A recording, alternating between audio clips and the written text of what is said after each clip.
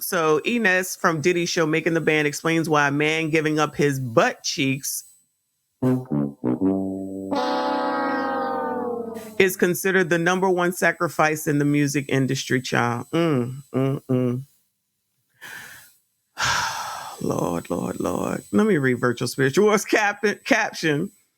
Their caption says the cheeks is higher form of concentration for them. When they take your cheeks, it's like them taking your manhood and making them more man than you because they took your cheeks. This is the discussion in the community, y'all. Okay. With all the problems with all the kids, this is what we're talking about. But we're gonna listen to it. Shout out to Enes. Love me some Enes. Okay. I don't think he only had one song, I think, but that's okay. He must be doing something. Let's hear it. The number one sacrifice in that game, the cheeks. The cheeks. Because the cheeks is a higher form of concentration for them. When they take your cheeks, it's like them taking your manhood and making them more man than you because they took your cheeks. It's like a psychological. It's like, yo, I took a young nigga's ass. I fucked him, so he not more man than me. So because I took his manhood. So what makes him more man than me? I fucked his ass. That's how they feel it. They're like, I took your soul from you. I took your whole whatever you are. I took that from you. So that makes my whatever I got me more stronger because I took your innocence from you. Damn. So you couldn't drive that Rolls Royce and have that big old house knowing that a man took your man. It's not gonna happen. It's not gonna happen. You'll sleep on the fucking floor at the Ville. I'm just not gonna do it. Some people just built differently. I don't want it that bad. I like music, but not that bad. What's the number one sacrifice in that game? Whew, Lord, I need a praise break, child.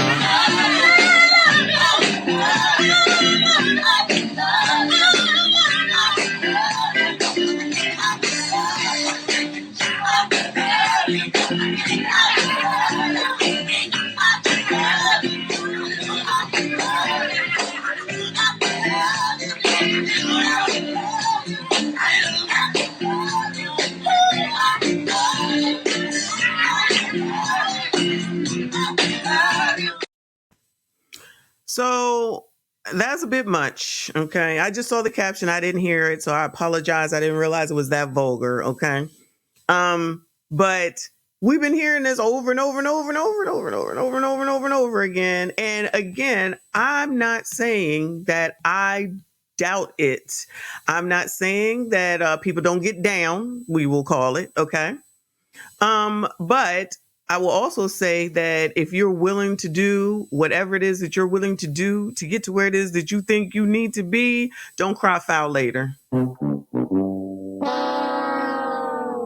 Don't cry foul later. That's all I'm saying. And in my opinion, I'm thinking that's what's going on with Lil Rod. You wanted to do what you needed to do. And from what I understand, which we've read, y'all, Lil Rod was already allegedly famous, not maybe to us, but for music industry, music people, I guess you would call it. I don't know what producers do. They put music together, child. I don't know. But he was already known. So why did he need to go through all this? Allegedly. But he's a firm adult. He's not like he's 19 or he was 21 or 23. He was like 30 some odd years old, if I'm not mistaken. And he made the choice to go live with Diddy for a year. So if he wasn't getting paid, but he was at all the parties and he was in the people's faces and he was out there to be able to see everything, how are you going to turn around here and just cry foul later when you got all the benefits until you couldn't get no more benefits? And now all of a sudden you got issues, problems, and it's not right. It's not fair. That's why I call crap and cap on this daggone lawsuit for the most part until you start dealing with allegedly the kids. Because other than that, it's a choice. I think y'all said Kat said it. You got Ina saying it, who didn't go far. Okay. I mean, really, y'all, he only had one song. He was on TV, on MTV, if you was there, and nothing amounted after that. Maybe because he knew and he said it ain't worth it. But clearly we know that there's some people who said that that's worth it, allegedly. And they got to where they got to by way of whoever they got that way from. Now, the same thing be true of women. You know, I'm not saying that there's no sexism, because there most assuredly is. I'm not saying that there's, you know, any type of thing that's going on.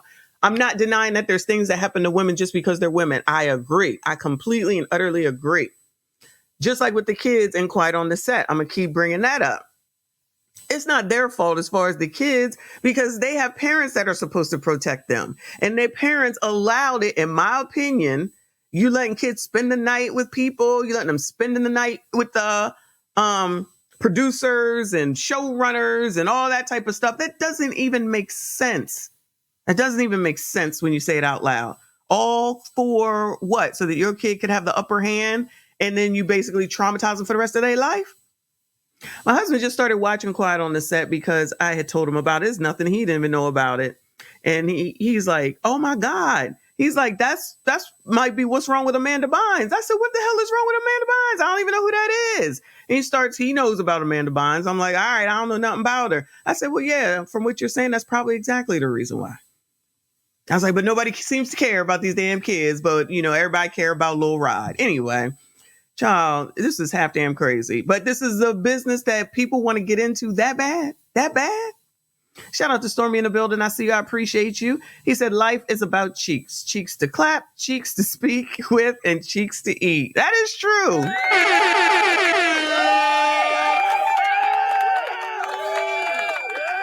That is a great point, and you are absolutely right. Shout out to you, hon. Shout out to Wall Street Tech in the building with the 5, 6, 7. He said, oh, no. Oh, yes. I believe him. Absolutely. It's difficult to hear a little bit, a little direct, but yeah, I absolutely believe it. Thank you so much, hon. Shout out to Lady of Class with another 5. I see you. I appreciate you. She said, I was taught not to place myself in those positions of peril. Thank you so much.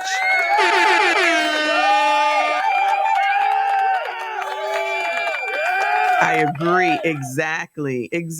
You got to be responsible for your damn self, right? I'm not saying, you know, if you're out jogging in Central Park, you know, you remember that from back in the day, that, you know, is necessarily on you, that somebody comes and takes you here, there. But if you want to act like and be out here on this internet and advertise yourself and have your booking information and have your OF and then go meet people or decide to go with Diddy or whoever, Ozzy Osbourne or Aerosmith. Because, child, please, when they're like, oh, he has drugs, I'm like, please stop this. Aerosmith, I swear to you, I feel like Def Leppard, like all them people. Well, what? Now, wait a damn minute. I believe half of those people admitted what they was doing. And now, all of a sudden, we just like outrage, just fake outrage because he had women that he had sex with and maybe allegedly men. Who cares? But, you know, what do I know, child? What do I know? Anyway. Thank you, Ines. We